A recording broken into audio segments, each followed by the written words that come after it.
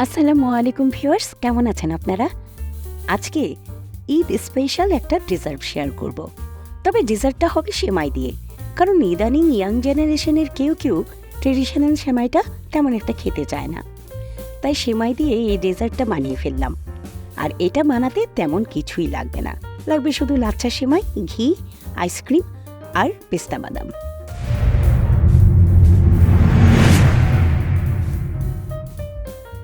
এখন ডেজার্টটা কিভাবে বানাতে হবে বলে দিচ্ছি।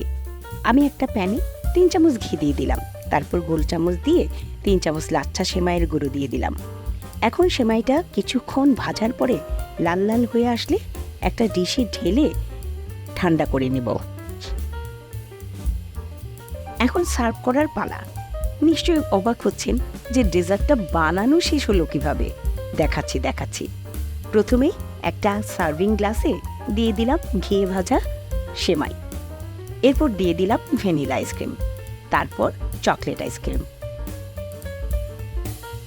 তারপর আবার ভাজা সেমাই।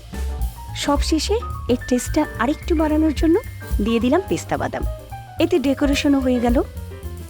আমি 4টা লেয়ার করেছি, আপনারা চাইলে এর বেশি লেয়ারও করতে পারেন।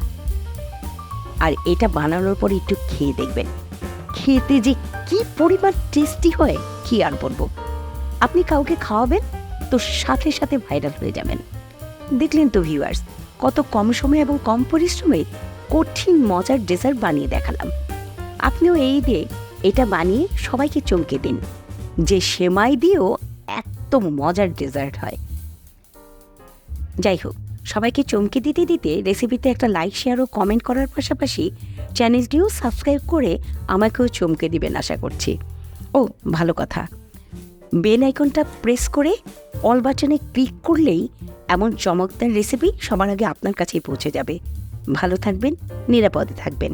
ধন্যবাদ।